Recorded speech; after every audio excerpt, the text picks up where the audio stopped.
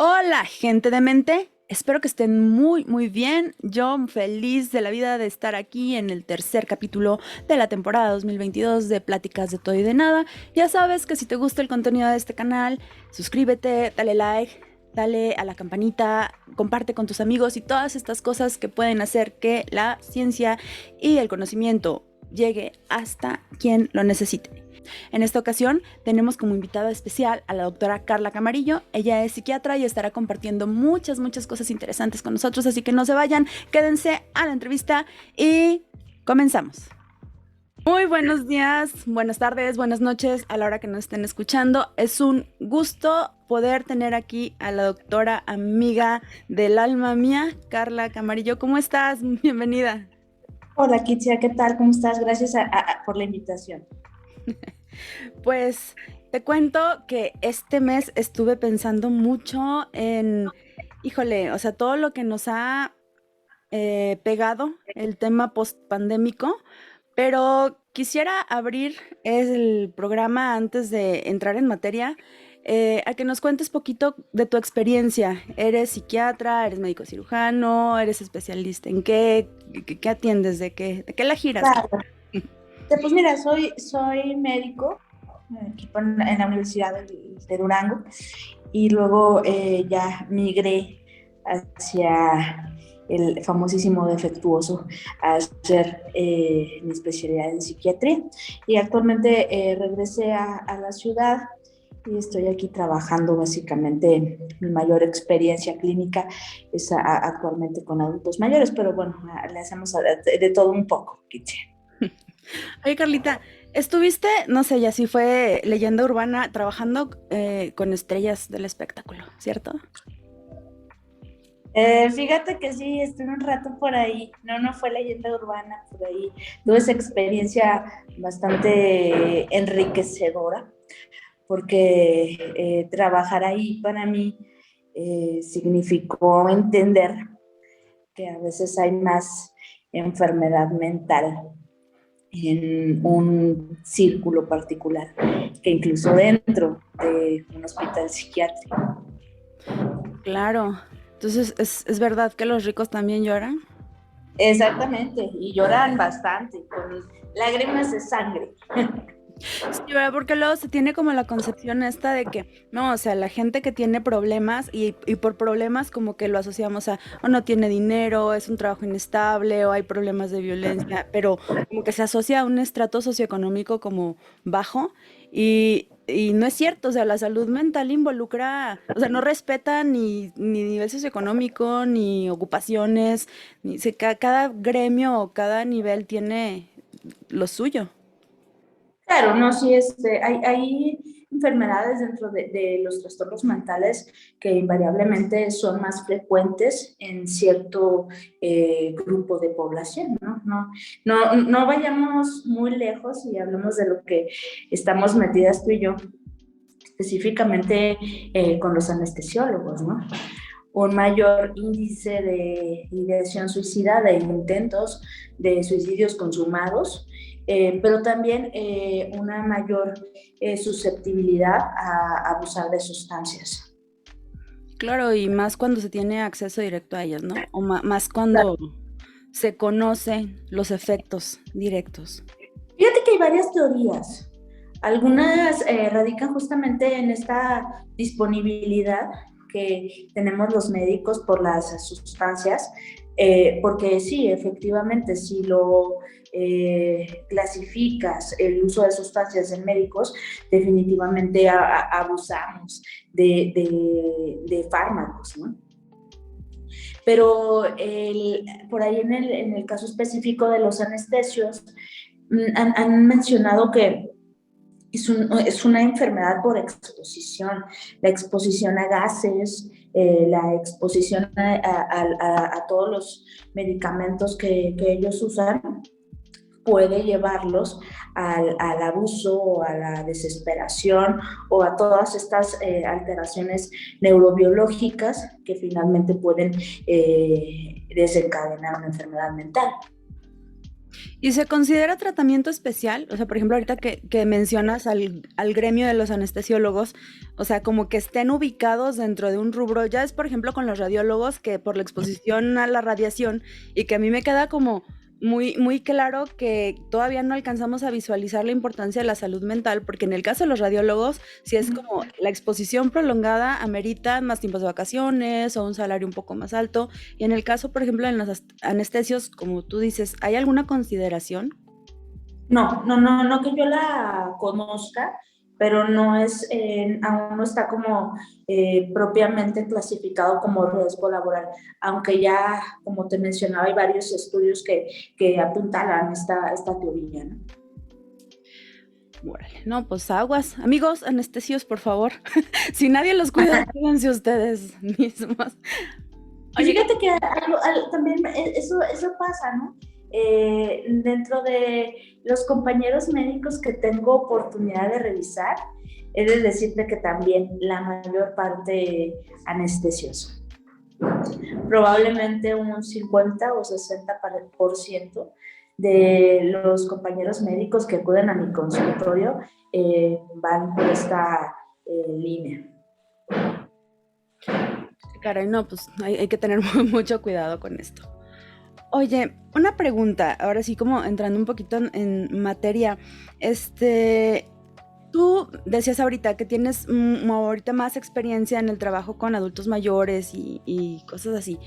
A mí me saltaba la duda el mes pasado más por esta nostalgia, ¿no? Que el Día de las Madres y todo esto, de cómo es el proceso de envejecimiento pues, del ser humano, ¿no? Y que a medida que va pasando el tiempo, están más, la tendencia lógica es como estar más preocupados en la salud física que en la salud mental.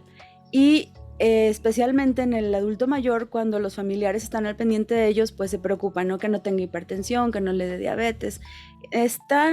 Bueno, son dos preguntas. Uno, ¿qué tan frecuente es que se haga una visita al psiquiatra como de manera profiláctica para ver si necesita o requiere el adulto mayor una atención especial? Y la otra es, ya trabajando con ellos, ¿existe alguna preocupación diferente? O sea, ahorita de los temas, ¿no? Que estén sucediendo ahorita, especialmente en los adultos con respecto al entorno, ahorita que antes, o sea, ¿ha cambiado la preocupación de ellos? Fíjate que ahí respecto a la primera pregunta, ¿no? No, difícilmente encuentro un adulto mayor que haga una consulta profiláctica.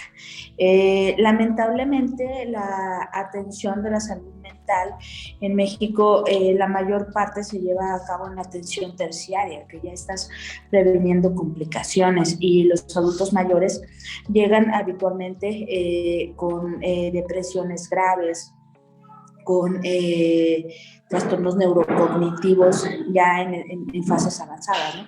Entonces es complejo porque ya no tienes un campo de acción tan importante para actuar más que hacer un manejo conductual. Ayer justamente platicaba con alguien de un laboratorio. Es que yo no tengo tanta oportunidad como para usar los fármacos que él está promocionando, porque mis pacientes me llegan súper deteriorados, o sea, me llegan con cuadros psicóticos francos y no tengo la oportunidad como de prevenir eso. Llegan ya en fases, en estadios de muchas complicaciones, ¿no? Psicosis, muchas disfunciones. Y justamente lo que hace que las familias busquen la atención es cuando empiezan a tener que invertir mayor tiempo y mayor calidad en el tiempo para realizar el cuidado del adulto mayor.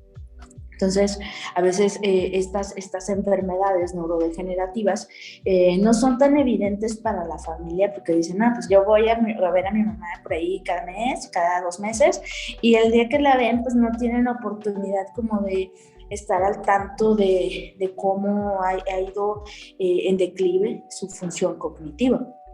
Pero finalmente, cuando ya empiezan a tener problemas, que les hablan de algún lugar que están perdidos, que ya no pueden caminar, es cuando viene toda la preocupación, ¿no? De que ya no está comiendo, que está actuando mal, que está gritando, que no los deja dormir. Es habitualmente cuando se busca la ayuda de parte del servicio de psiquiatría.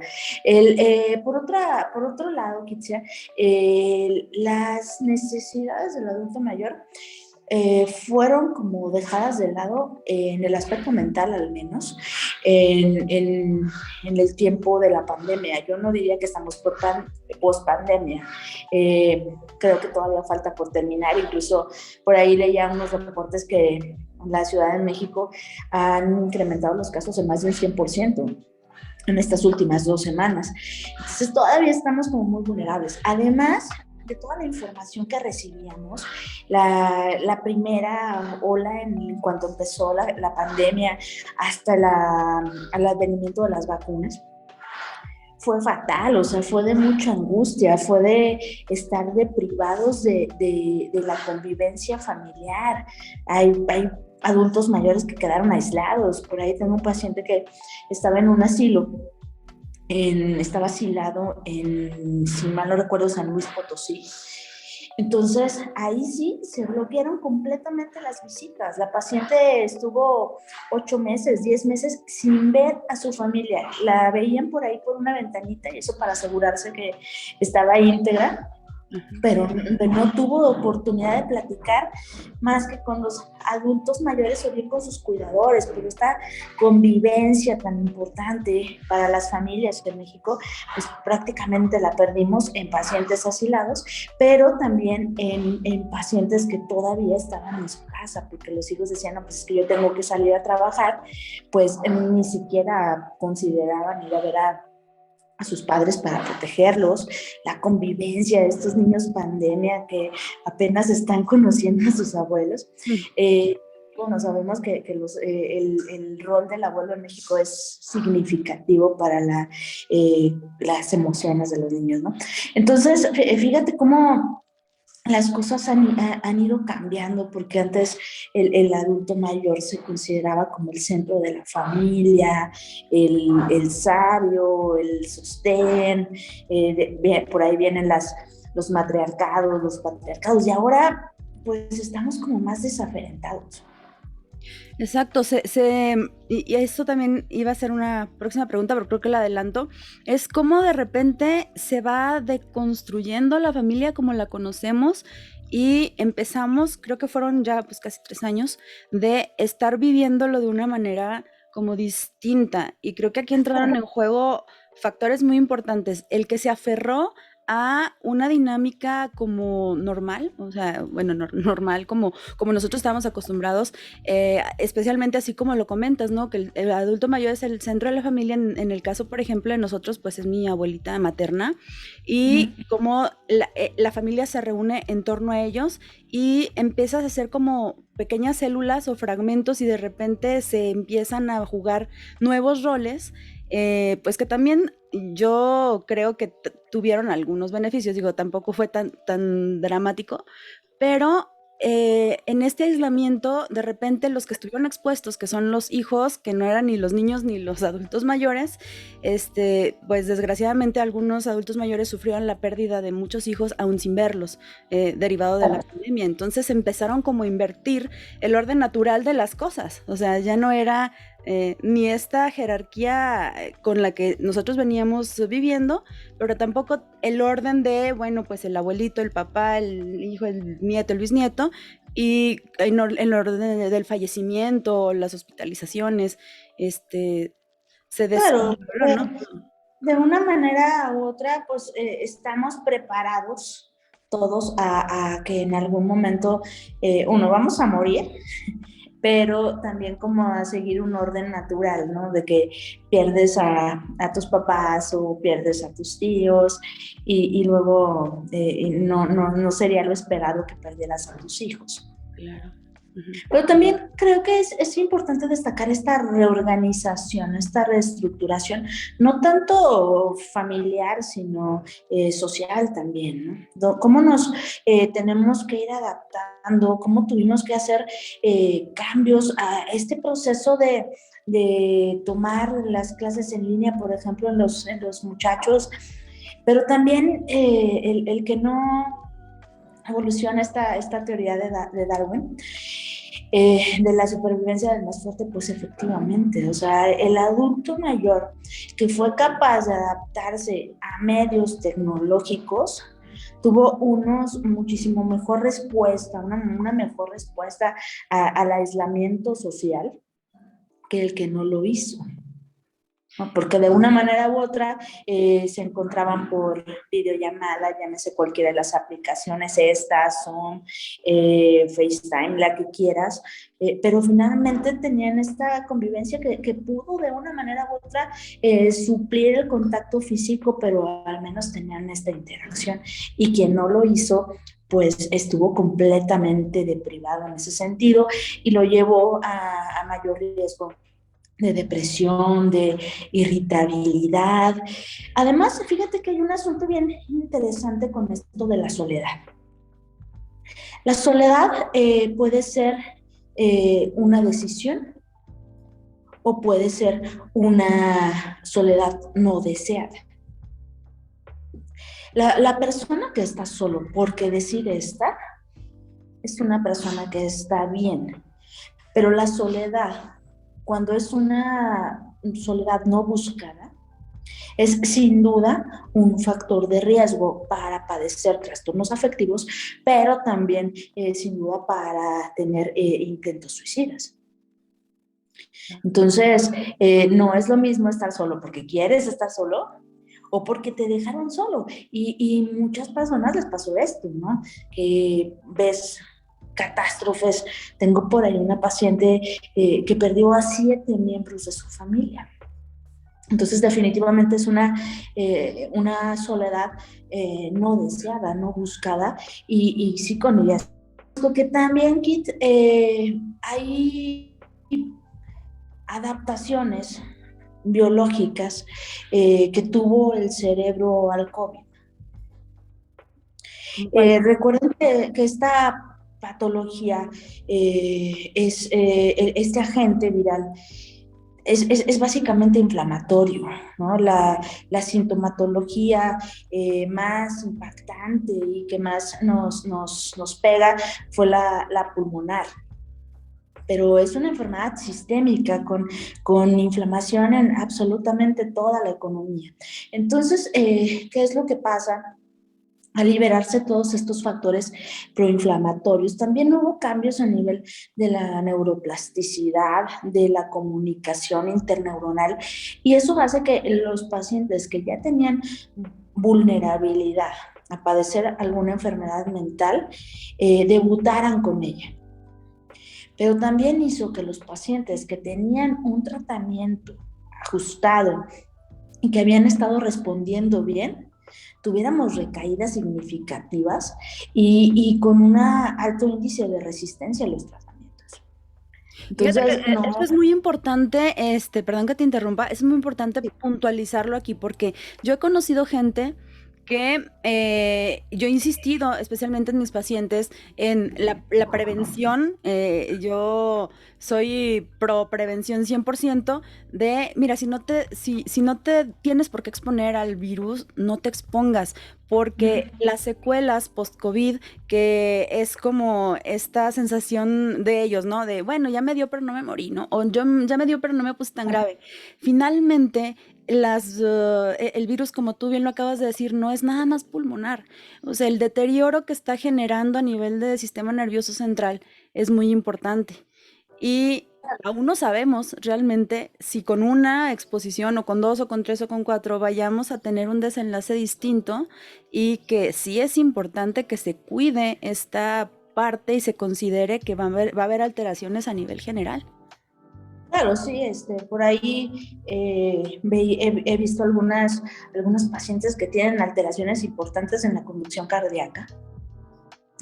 que a pesar de no haber tenido un cuadro grave de infección por COVID, tienen incluso secuelas pulmonares y más graves que cuando incluso estaban infectadas con una infección activa. Pero también se acuñó esto del long COVID, ¿no? Un Eurocovid, donde hay alteraciones francas en las funciones cognitivas, con alteraciones en la memoria, con una atención fluctuante, probablemente desorientación.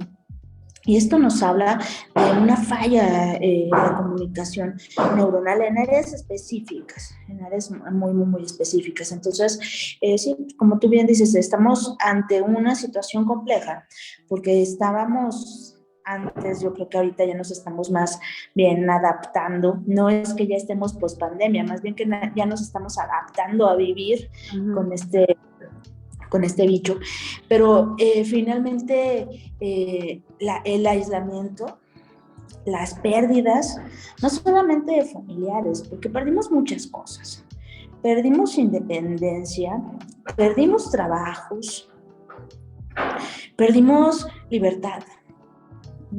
Perdimos algo que es bien, bien frecuente en poblaciones latinoamericanas, porque somos abrazadores y somos cálidos y te saludas de beso. En otras culturas probablemente no tanto, pero hasta eso perdimos, ¿no? Entonces, hemos tenido una secuencia de pérdidas. Hemos tenido también que adaptarnos a nuevas situaciones, como trabajar desde casa, como tomar clases desde casa, como ya no hacer, mi familia en particular, haciendo un ritual donde todos los domingos íbamos todos al súper y cada quien ponía lo que se le antojaba en el carrito, y no, pues ahora ya te dejan entrar a una persona por familia o cosas así, ¿no? Y además con las secuelas neurológicas de la infección. Entonces, fíjate, son varios factores que definitivamente ahorita, yo creo que la post-pandemia, como lo decías en un inicio, va a ser en realidad otra pandemia, o ya está siendo una pandemia de trastornos mentales. Ahorita que mencionas el cese de abrazos, ¿verdad? Sí, como latinos somos abrazadores, besucones y para todo, o sea, el contacto físico más que Claro. el podernos ver está muy arraigado con nosotros. ¿Qué implicaciones emocionales va a tener? Porque de alguna manera sí frenamos. Por ejemplo, en los niños, estos que dicen, los niños COVID, ¿no? Todos estos niños que nacieron en este 2019, 2020, 2021 y ahorita, sí han nacido bajo ciertas restricciones. Antes de que llegaban todos los familiares y, ¡ay, mi niño! Y ahora es como de lejitos, ¿no? O con cubrebocas, o ya no es la misma confianza con la que dejas que se acerquen a tus niños. Esto necesariamente va a tener un cambio emocional, socioemocional en todo el mundo, ¿no? Más por esta disminución del contacto físico. Pues hay que verlo, ¿no? Por ahí hay la teoría del vínculo, la teoría del apego, pero esto se realiza en casa, ¿no? Cuando los abraza, no necesariamente la mamá, cuando tienen esta situación afectiva con el cuidador, independientemente que sea la mamá, puede ser la abuela, el papá, ¿verdad? Pero pues habría que verlo, no, tendremos que hacer varias observaciones al respecto, habría que ver qué es lo que pasa en un futuro. Pero fíjate que no podemos saber qué va a pasar con nuestros niños, pero sí podemos transpolar ciertos fenómenos sociales que han ocurrido con esto de los cambios tecnológicos. No, tú no me dejarás mentir, por ahí tú te ves muy joven y me agrada porque somos por ahí de la misma generación, que a nosotros nos tocó adaptarnos. A veces pienso que cuando estábamos en la facultad usábamos estos aparatos de acetatos, no sé si los recuerdes. Sí. Y todavía había maestros que en la facultad que llevaban estos carruseles como con pequeños negativos y presentaban sus diapositivas y era bastante interesante. Y ahora veo a los chavos y nosotros empezamos como a incursionar en el PowerPoint, ¿no? Y ahora que tengo oportunidad de ver a mis alumnos, utilizan unas aplicaciones súper interesantes, ahí padrísimas, diseñan, no sé qué tantas cosas usan, pero ellos ya están como inmersos en esa situación y para ellos no fue un cambio, porque ellos nacieron ahí y ellos viven en ese ecosistema tecnológico. Para nosotros sí fue una transición, porque nos tocó ver aquello y nos tocó adaptarnos a. Uh-huh. Como ellos ya nacieron en eso, pues para ellos es como simplemente algo que fluye. Oye, pero por ejemplo, hay culturas que ya, o sea, que en cuestión de este cambio del que estamos platicando, o sea, del contacto físico, ellos estaban inmersos en esa cultura. Por ejemplo, los asiáticos, ¿no? En Japón, en Corea, por ejemplo, bueno, casi todo Asia es muy común no tocar, o sea, no, es una cultura donde el saludo es de lejitos, son muy reverenciadores y todo, pero también hay mucha deterioro de la salud mental ahí, ¿no? Sí, el uso de cubrebocas también, o sea, ellos ya lo estaban usando desde hace mucho tiempo de manera cotidiana. Y sí, porque son de los países que tienen un mayor índice en trastornos afectivos. Entonces, tendríamos que también revisarlo. Pero sí, está la familia, la fe, porque yo diría más que la religión, la fe que puedas tener, es un factor definitivamente protector para las enfermedades mentales. El que tengan no sé, a lo mejor una espiritualidad, el que se tenga una espiritualidad, ¿no? Sí, no, está por ahí esta situación como de sentirte protegido por una entidad mayor, creer que alguien te cuida, que alguien rige como tu camino y creer que tienes opción a hacer cosas. Específicamente, fíjate como en el suicidio, tener fe te protege. Y la religión católica es como incisiva en eso. No puedes terminar con tu vida porque tu vida depende de la decisión de Dios. Uh-huh. Entonces, es un cierto freno. Y tienen un muchísimo mejor pronóstico. Los pacientes que están inmersos en una religión. Exactamente. Está interesante eso. Claro. Pues que finalmente es una fuerza mayor que tú. O sea, y el hecho de que no lo creas, pues limita tus opciones. Es como si me estoy dando cuenta que no hay nada más que lo que yo pueda hacer, entonces realmente no hay mucho por hacer, porque, bueno, claro, habrá y además pero esto de la soledad que hablábamos, ¿no? Cuando tienes esa sensación de ser protegido, pues entonces ya no estás del todo solo. Depositas la confianza en un poder superior. Llámese como se llame. Oye, y fíjate, eso me da a lo que preguntaba yo ahorita, la segunda pregunta que te hacía. O sea que desde hace mucho tiempo yo percibo que socialmente las preocupaciones, especialmente de la madre, porque pues la madre, aunque este sistema mexicano se defina como un patriarcado, sabemos que México y Latinoamérica son matriarcales los sistemas, ¿no? Y la preocupación de la madre siempre era como hacia su rebaño, ¿no? Hacia sus hijos. Y principalmente, pues, porque si comen, si no comen, si trabajan, si... ¿Estas preocupaciones han ido evolucionando o siguen siendo las mismas? Yo creo que siempre el cuidado, ¿no?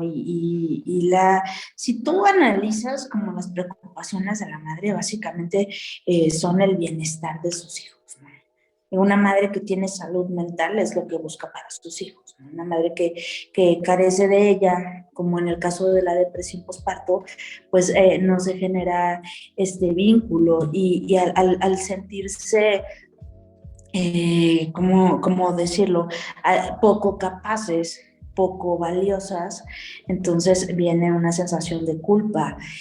Pero sí, no, definitivamente creo que el bienestar y la felicidad es la mayor preocupación que pueden tener la madre respecto a los hijos, pero sí hay pequeñas variaciones, no me dejarás mentir ahora con todos estos casos, sobre todo en adolescentes, mujeres, donde pues ya las mamás de repente viven con miedo, ¿no?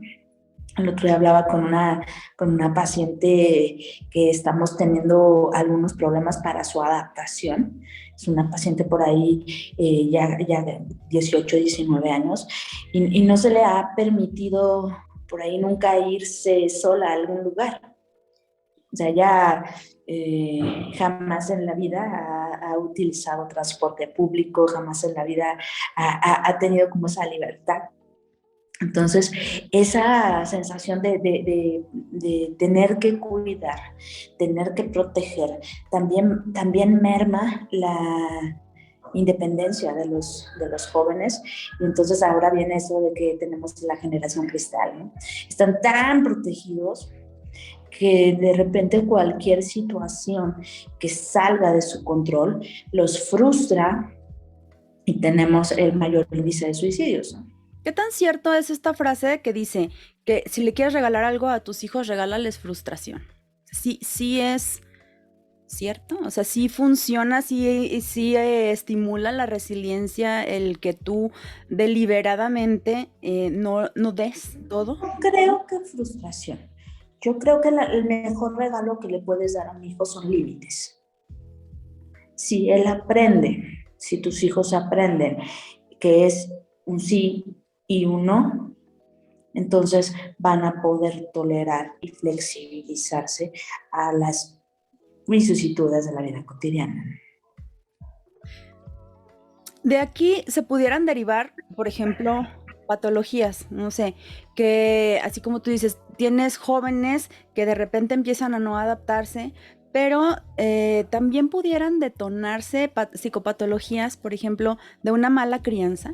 O sea, de hecho, que no sean de origen genético biológico, por ejemplo, vamos, es diferente a la depresión que claramente tienes una disminución en la liberación de serotonina o dopamina que aquella generada por el entorno social. Sí pueden ser detonantes de patologías.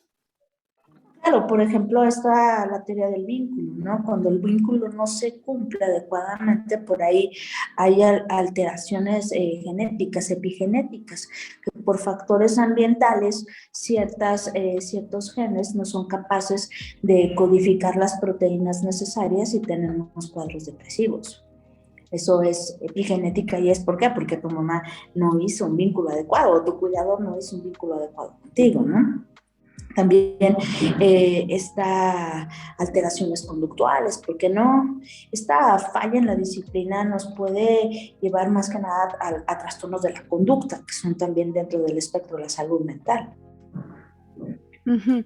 Y por ejemplo, los trastornos alimentarios, ahorita bueno, a lo mejor no tienen mucho que ver, pero yo creo que sí tiene algo en cuanto al vínculo y ante la crianza, que por ejemplo ahorita está como muy de moda y toda esta cultura de K-pop o sea, y sabemos que la constitución de las mujeres asiáticas es muy delgada. Entonces yo estoy viendo, por ejemplo, chavitas de primaria, de secundaria, que tienen alteraciones nutricionales y que muchas veces caen al consultorio y yo lo primero que recomiendo es una consulta psiquiátrica y los papás se quedan así como, a ver, espérame, no, o sea, solo no quiere comer, o sea, como que se asustan y hay una resistencia y el fondo, quisiera como que me ayudaras a desmitificar esto, de que finalmente esto tiene un componente psicológico, psiquiátrico, ¿no? O que sí hay que dar un tratamiento integral porque lejos de ser solamente el alimento,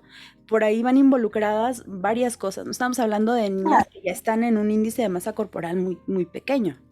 No, claro, los trastornos de la alimentación son definitivamente multifactoriales, ¿no? Este aspecto cultural en donde tú ahorita mencionas esta como preferencia de los jóvenes hacia las series coreanas y todo eso, pero antes ya había pasado, ¿no? Con todas las top model que eran excesivamente delgadas y era como el prototipo de belleza y todo el mundo aspiraba a. Bueno, la gran mayoría aspiraba a, no generalizo. Pero entonces, este aspecto cultural Pero aquí me llama la atención algo, porque el tratamiento que tiene una mejor respuesta para los trastornos de la alimentación es justamente la terapia sistémica, que habla de terapia de familia. O sea, yo le puedo dar todos los antidepresivos del mundo. Lo puedo llevar con el mejor endocrinólogo del mundo. Puede tener al mejor nutriólogo del mundo. Pero la mayor respuesta con estas pacientes es justamente la terapia sistémica. ¿Por qué la gente le Entonces, tiene pavor a eso? pues mira, dentro de la terapia por ahí se mencionan resistencias, porque es muy difícil reconocer que nosotros somos responsables de nuestras propias emociones. Entonces, y de repente reconocer que estamos cometiendo errores, es muy fácil decir, no, pues es que yo hago esto porque mi papá no me dejó. Es que yo hago esto porque de chiquita me hicieron. O sea, bueno, ya. Pero ahora los demás hicieron, pero ahora ¿qué haces tú para responder ante los diferentes estímulos? Eso sí ya es nuestra responsabilidad. Y asumir responsabilidades, kids, siempre es difícil. Ujú, claro. Y, por ejemplo, bueno, quien en algún momento llegara a recibir medicamento, también este mito, ¿no? De que la doctora me va a dar medicamento y toda la vida voy a estar con medicamento. Desmitifiquemos eso. Bueno, no puedo desmitificar algo que es probable que ocurra. Cuando llegan pacientes que tienen una depresión crónica, 5, 6, 10 años deprimidos, pues es muy probable que sí vayan a tener que tomar el antidepresivo siempre, Ujú. como parte de su cotidianidad. Pero si es un paciente ante el primer evento depresivo, pues el tiempo necesario para que las estructuras cerebrales encargadas de modular las emociones esté al 100% recuperado, pues serían como de 8 a 12 meses. Ese sería el tratamiento cuando hay únicamente un episodio, pero ya cuando estamos cursando con episodios toda la vida, de repetición, definitivamente el tratamiento te va a acompañar por siempre. Entonces, por eso te decía, es una desmitificación parcial, Relativa. porque Claro, sí. Y lo aparte, puedes pues usar. toda la vida sintiéndote mal. O sea, Uh-huh. por qué el miedo, pues, a consumir un fármaco que además está vigilado y tienes de tu parte, ¿no? El sistema de apoyo y te van a hacer salir de ese, pues, ahora sí que de todo, de esa inercia que llevabas de toda la vida con una vida que Claro. no te gustaba. Entonces, pues, Sí, sin duda, es importante considerar eso. La situación aquí con lo largo que puede ser el tratamiento siempre va a depender de la historia natural de la enfermedad en ese paciente en particular. Ante uno o dos episodios que son de carácter como situacional, como tú decías, ¿no? Después de un fallecimiento, algún duelo patológico o algo así, ¿no? Que haces una intervención farmacológica en un tiempo prudente, lo retiras y pues observas al paciente, das datos de alarma, das como esta situación de verificar factores de riesgo de recaída. Entonces, hasta ahí se quedaría el asunto, pues. Pero si es un paciente que ha cursado con numerosos episodios, que no responde adecuadamente, que tiene síntomas residuales, sin duda es un paciente que va a tener que vivir con este fármaco. Y es tan fácil como decírselo a los pacientes. O sea, el diabético se toma su metformina si es que ese es su tratamiento por siempre, o si usa insulina, lo va a necesitar por siempre. O sea, cualquiera que sea el antidiabético, pues va a tener que usarlo. claro, El depresivo crónico también. claro, claro. A ver, otra pregunta, hablando de modas. Ahorita que han salido bastantes programas en Netflix y en las plataformas de difusión popular, creo que está como muy de moda y de hecho he escuchado como gente que hasta se lo cuelga, ¿no? Enfermedades del espectro autista. Em, ¿Qué tanto es frecuente que se presente y qué tanto, no sé si te han llegado como pacientes con diagnósticos o de hecho como que o tienen autismo o TDA? O sea, de que dicen, no, pues es que este no rinde o no es funcional porque tiene TDA y no se lo habían diagnosticado. O sea, ¿te ha pasado? Pues es que mira, ya el trastorno autista es un espectro donde hay un conjunto de síntomas y puede ser tan variable este espectro, entonces definitivamente creo que estamos subdiagnosticando. Pero pues también es cierto que como ahí veía haciendo alusión a lo que refieres en estas series, el Good Doctor, pues también es una manera diferente. Ellos, por aquí la Asociación de Autismo prefiere que se les diga que tienen una manera diferente de relacionarse a hablar de un trastorno específico, de una enfermedad. ¿Por qué? Porque simplemente no tiene un tratamiento. El tratamiento es enteramente sintomático.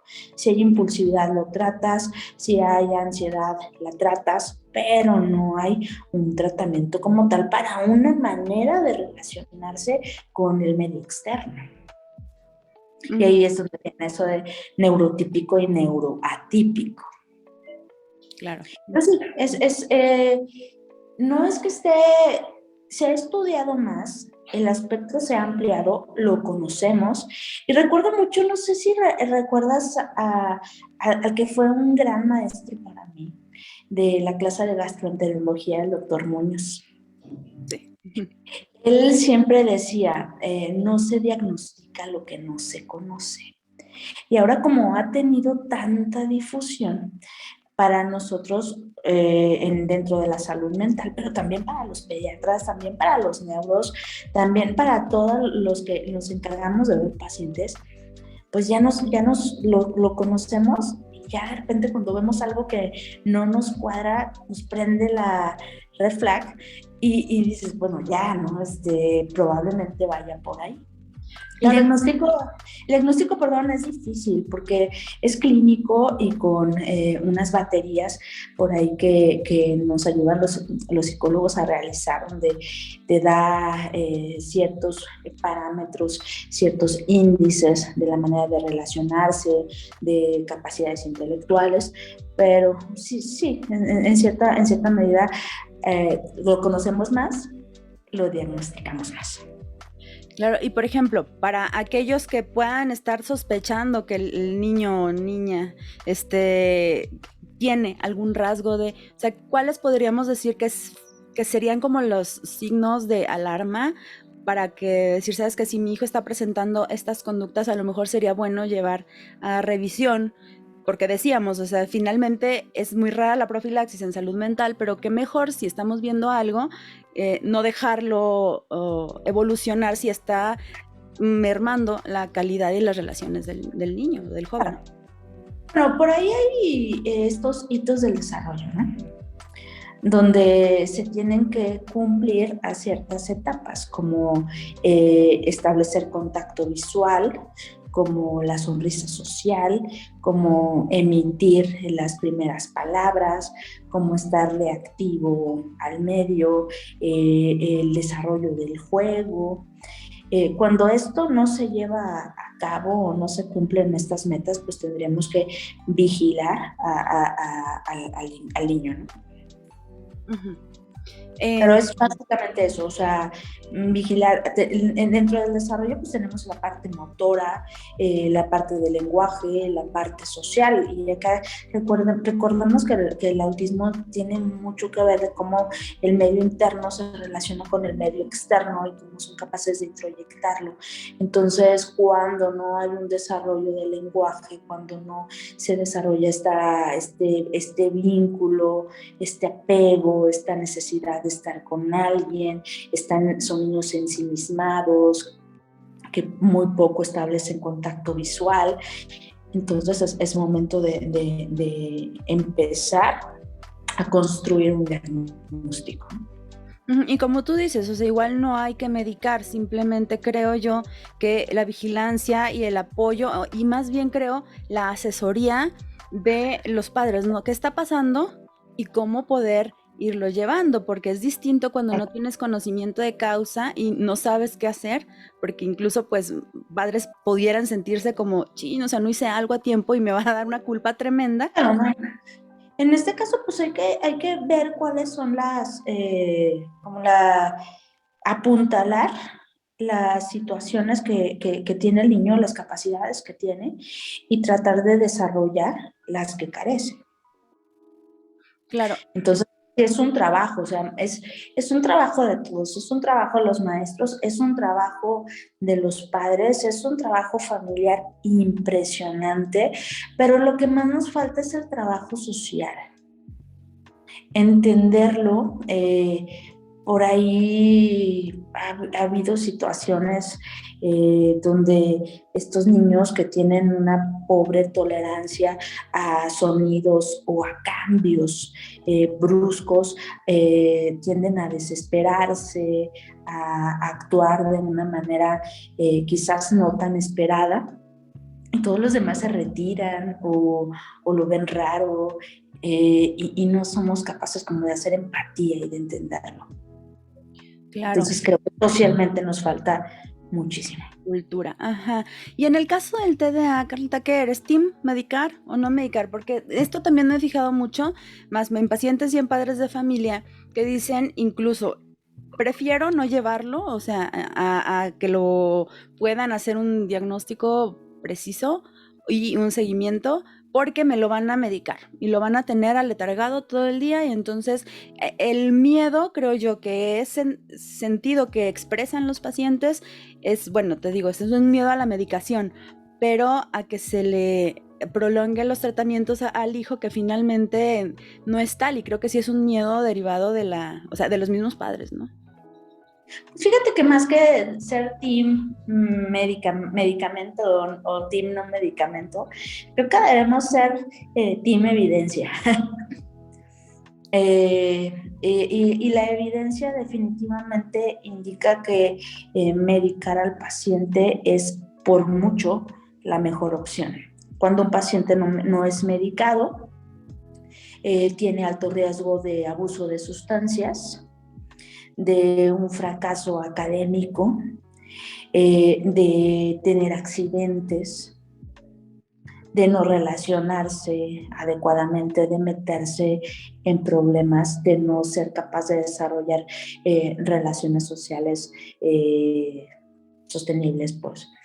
Entonces, pues definitivamente hay que medicar y hay que decirle tan claro a los pacientes, ¿no? A los papás, el paciente no va a estar sedado. El niño no va a estar sedado, o sea, hay que partir desde que lo que necesitan es un estimulante porque lo que necesitamos es estimular la atención, no batirla. Entonces, si rompemos eso, bien, venimos con este paradigma a veces de los psiquiatras o de los fármacos psiquiátricos en donde te tienen ahí como zombie, me dicen los pacientes. Donde parece que estás nada más tirado en la cama, sedado y sin poder tener una respuesta ni afectiva, ni motora, ni de ningún tipo, pero no, o sea, no, afortunadamente tenemos muchos fármacos que podemos utilizarlos, que son muy selectivos, con una menor cantidad de efectos adversos y bueno, justamente eso nos ha ayudado definitivamente en el tratamiento, pero aquí el riesgo sería el fracaso escolar y la alta propensión a abuso de sustancias.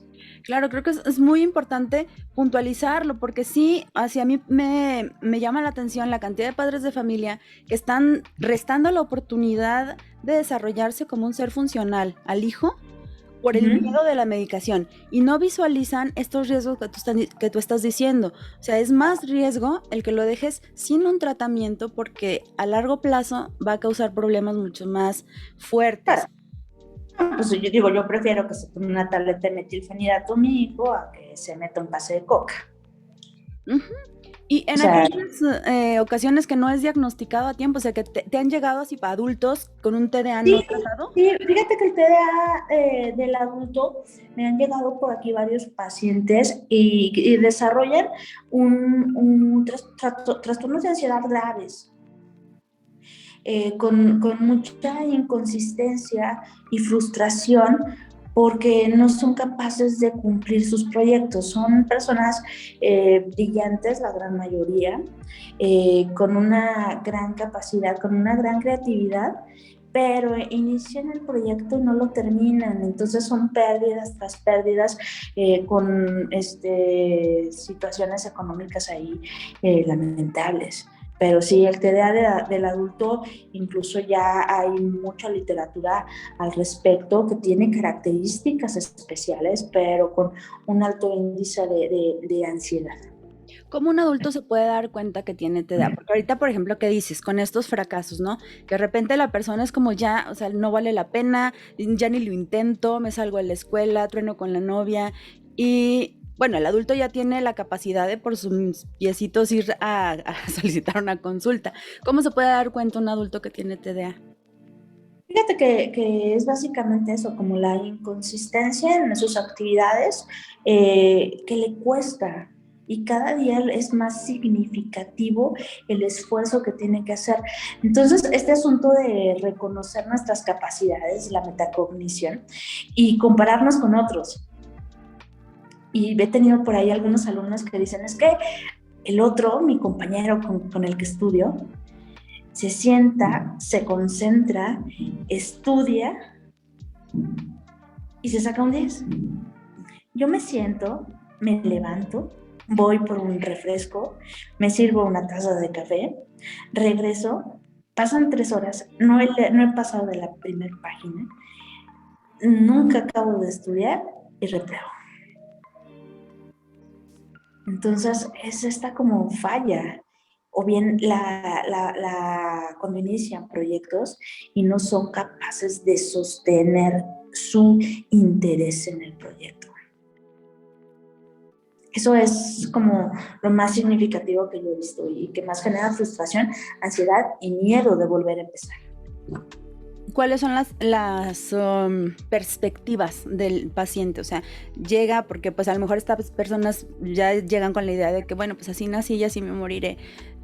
Varía, o sea, cambia la manera en que ellos se están desarrollando, aumenta la tensión, o sea, ¿cuál es el Pues, sí, les genera definitivamente mucha ansiedad, trastornos afectivos, como te decía, el abuso de sustancias, pero no está todo perdido, o sea, al contrario, hay por ahí técnicas que antes trabajaba con una neurorehabilitadora que me encantaba, que les ponía ejercicios enfocados a la atención y mejoran, ¿eh?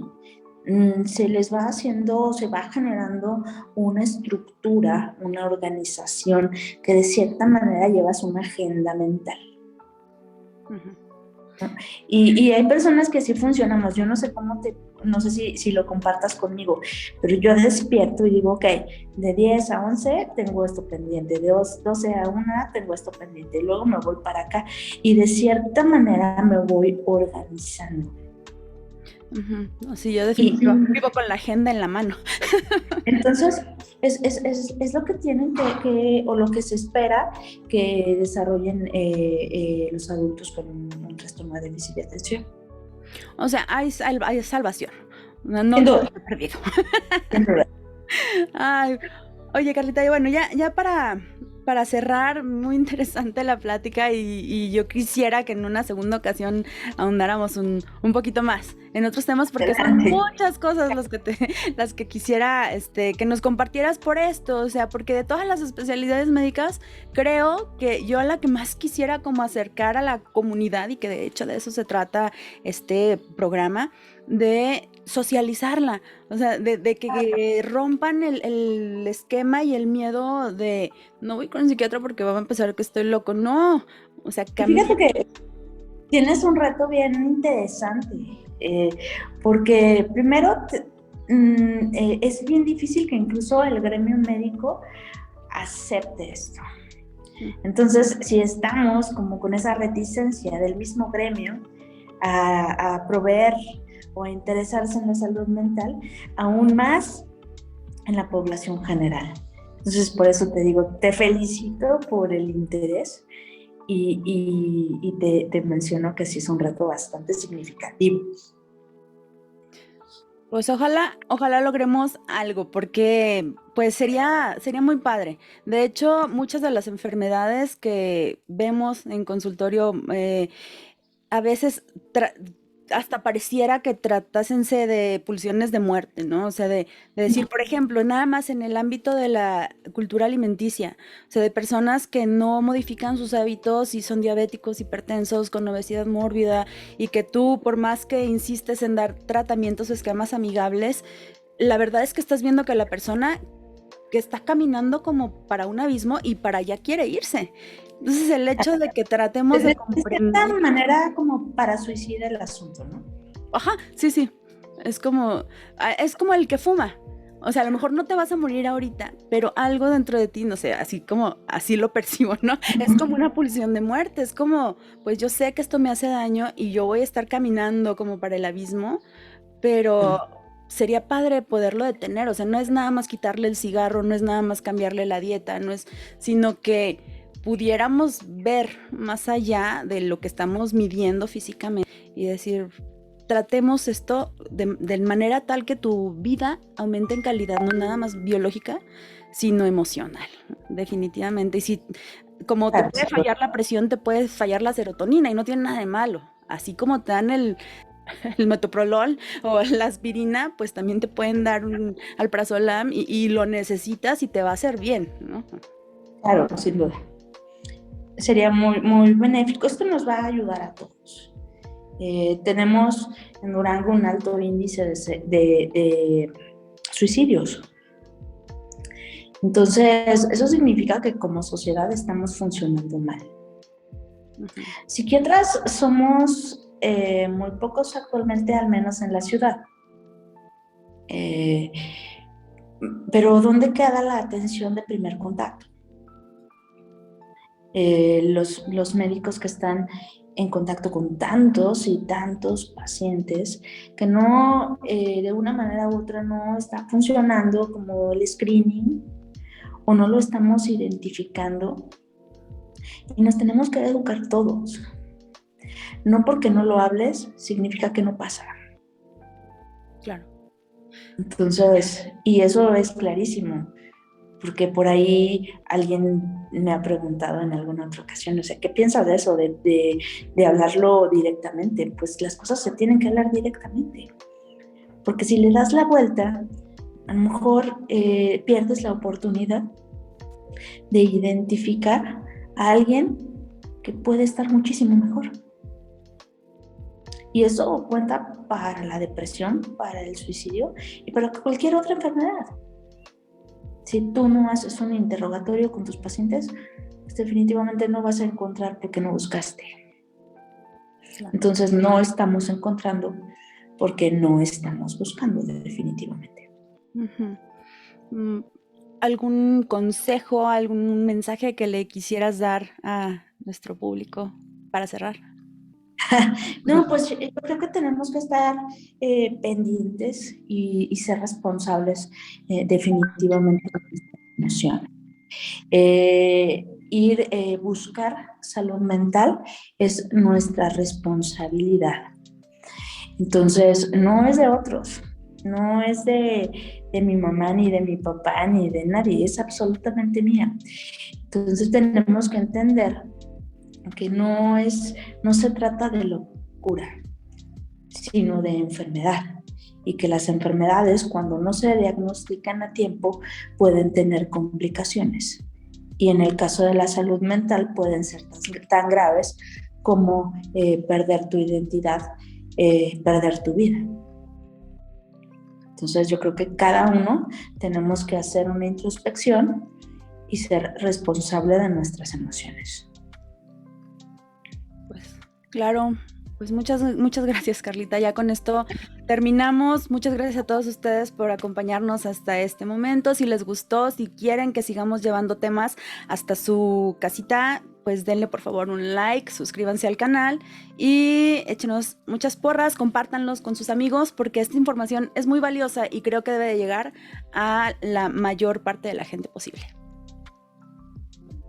Gracias, Kate.